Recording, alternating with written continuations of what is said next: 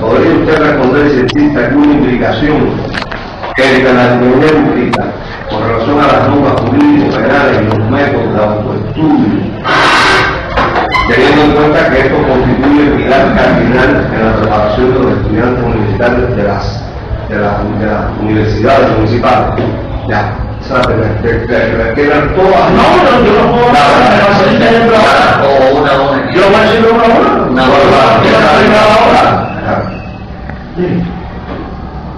Como leí esta pregunta, no leía la parte final, en tanto que el pilar cardinal en la preparación de los estudiantes universitarios de la FUA. Ahí pensaba, ¿no?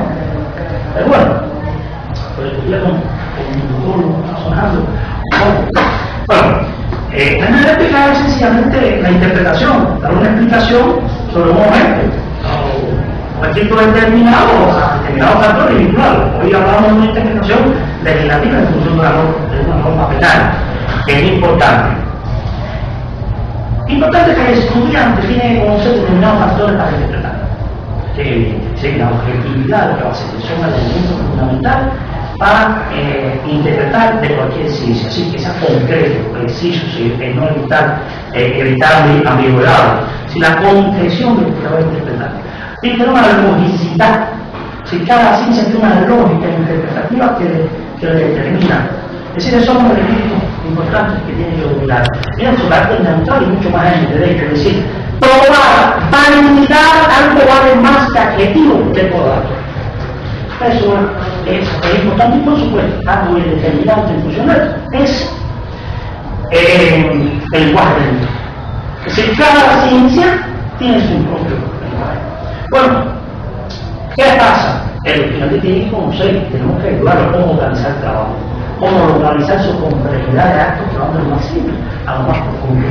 La periodicidad de su estudio, cómo organiza su estudio, qué acciones va a hacer, qué reflexiones va a hacer, en qué periodo va a hacer, con qué continuidad, y sin embargo, muy importante, su autorregulación y hasta qué punto ha llegado su repetición, qué tiempo lo va a hacer, eso es importante.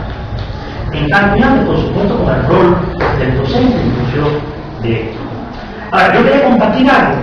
Y decía, pero algo que es elemental, que yo siempre he defendido, que incluso lo defendí en un posgrado que participé hace poco, al principio de este año, hice una intervención, que algunos no estuvieron de acuerdo, pero es importante que yo lo hago, y me abatí con esta pregunta, me dio la posibilidad de hacerlo.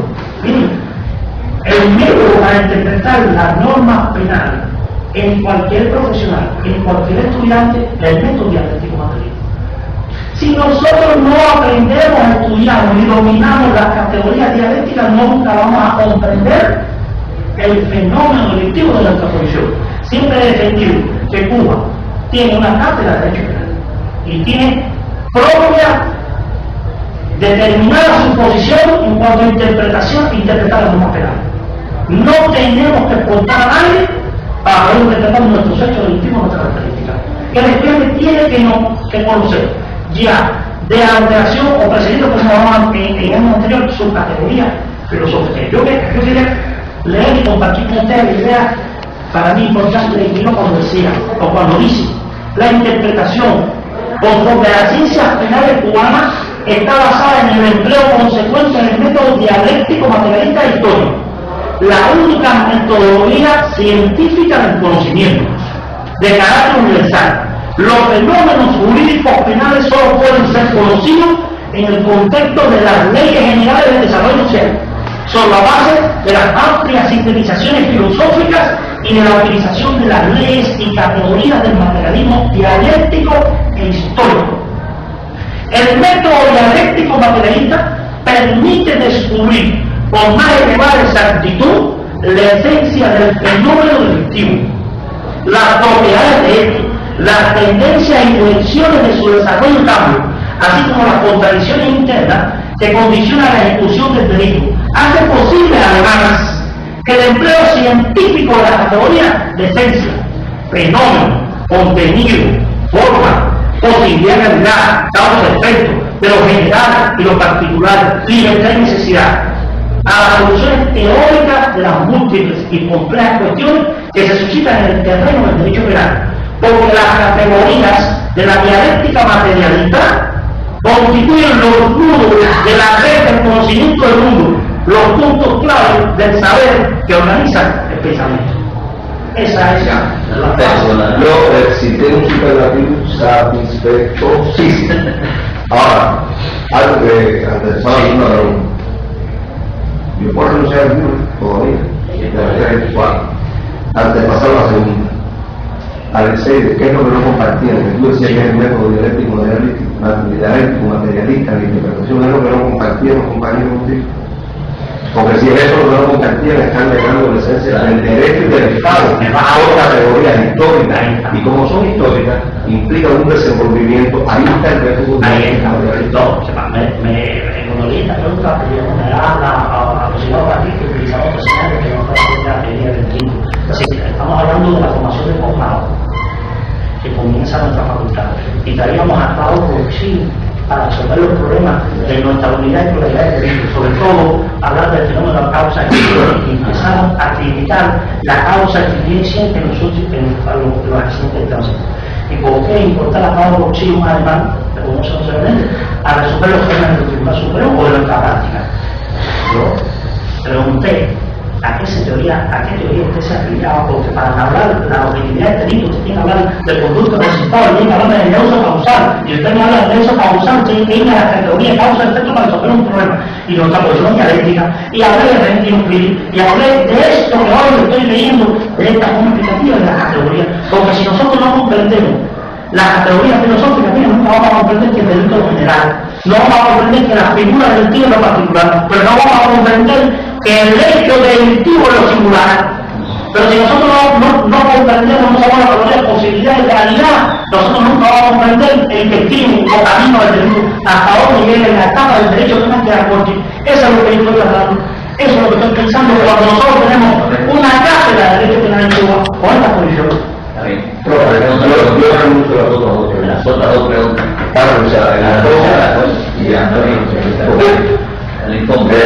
La tesis que hoy se somete a consideración de los ponentes se dedica al análisis de la estrategia y la práctica para la interpretación de normas penales en los estudiantes de la carrera de licenciatura en Derecho, que ha presentado en edición el título académico de Máster de Ciencias de la Educación Superior Alexei, que resulta un interesante tema dadas las dificultades actuales que se adveren y su incidencia en la educación superior de la universalización. La estructura seguida en el curso de la investigación respeta en lo sustancial las exigencias esenciales en el campo de la metodología de la investigación.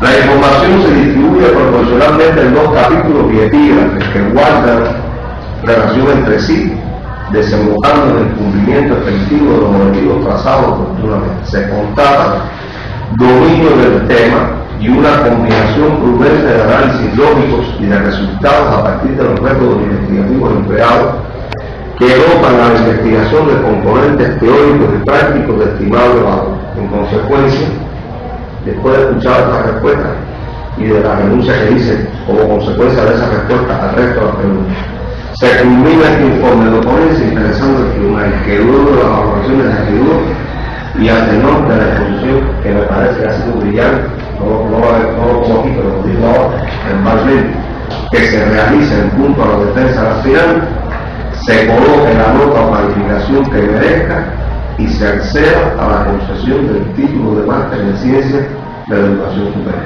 Ese es mi enfoque. Bien, muchas gracias, Rolando. Bien, entonces le damos la palabra al tribunal, le doy la palabra a nuestra compañera que está aquí al lado, siempre la mujer primero. Voy a hacer algunas cosas que son, algunos elementos que son consideraciones y otras algunas primero, considero que el título del capítulo 1 está excedido innecesariamente, porque se llama las habilidades de interpretación de la norma penal. Como he seguido el rol del docente en el desarrollo de las habilidades para interpretar normas.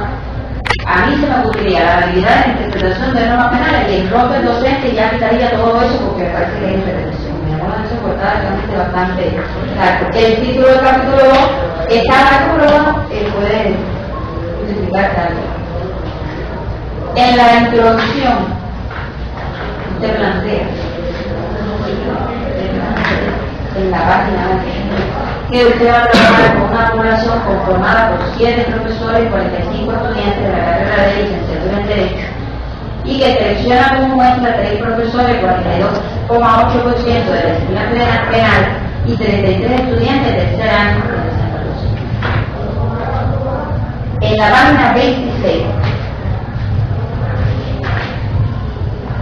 usted en el penúltimo párrafo se refiere a que para estudiar el problema planteado se seleccionaron los estudiantes del tercer año de la carrera de licenciatura en Derecho de la Universidad Universitaria Municipal de Sabor Grande, los profesores que imparten clase dando la posibilidad de enseñar en el cárcel. El año elegido está integrado por 45 estudiantes que proceden de varias enseñanzas y se refiere a esto. Entonces, tengo 2 dudas. Primero, para mí me surge una contradicción, ¿no? Porque usted habla de que la población es 45 estudiantes y que toman 33. Sin embargo, acá, cuando hace el análisis, se refiere a los 45 estudiantes. No queda claro si la muestra son los 43 o de los 33 o los 45. En el caso de los profesores, esa es la primera. No 33. Son 33. Entonces, la segunda pregunta es, ¿cómo seleccionó la muestra? O sea, ¿de qué tipo de presión? ¿Cómo fue seleccionar la muestra? ¿El procedimiento para seleccionar la muestra? Porque no aparece en el texto del informe. Quisiera saber qué presión utilizó. No, nosotros, usted sabe que la fuente de ingresos a la universidad varias, ¿no? Es decir, trabajadores sociales, trabajadores, estoy hablando en aquel momento, procedentes de las organizaciones políticas de masa, distintas fuentes de todo. ¿Qué pasa? De esa matrícula de los 45, porque no son porque usted matricula todo, que son la existencia, pero la permanencia que hicimos, la permanencia de esos 33 que asistían a la clase. Son los 33 que actualmente tenían más participación, que iban a los encuentros.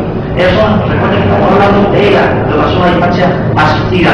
Y esos 33 los seleccionados porque eran los que más permanentemente iban a los encuentros. Estamos hablando del encuentro cada 15 días. Y eso fue lo que seleccionamos. ¿Por qué? Porque lo hicimos con esos estudiantes que más presencialidad tenían en ese instante. Porque de 45 eran los 23 que los profesores pegaban en función de esos resultados, los que más recibían los encuentros de esos profesores que nos impartían. Es decir, que repartían personalmente y otros profesores. Usted se refiere ahí que usted selecciona el tercer año. Que son estudiantes. Entonces, esto va dirigido fundamentalmente a porque esta asignatura será en el tercer año. Esta asignatura, que ya comenzamos la especialidad, aunque sea en el segundo año, pero ya específicamente tercer año. Entonces, si usted no toma una muestra, usted trabaja con su población. Pero no, que la población de sentido general de 45 estamos titulados. 45. Que están matriculados, que toman 33, que participen más. Porque son los 33 que vienen. Yo no a las cuales el criterio de esos 33, porque son los que vienen. Entonces no es una muestra de no, sí, una muestra porque los 45 no es una aleatoria. Bueno, porque los 45 se les puede presentar el examen final. Se les puede presentar el examen final, o pueden venir a un encuentro determinado, o pueden venir a un encuentro determinado, pero son los que más permanencia tienen. Pero entonces el criterio de selección fue la permanencia y la asistencia a clase. No hay una selección aleatoria de la muestra. Usted volvió y los estudiantes que más vienen son estos. Es una muestra de punto intencional. No hay control de Sí, ¿qué pasa? Que hay algunos que vienen con una estabilidad, lo que más que tienen estabilidad. Para los que vean la función de aquella no es aleatoria, es una muestra intencional. Es una muestra intencional. Y como es una muestra intencional, no es aleatoria, los resultados son cambios para esa, no para la misma. Bien, para esa.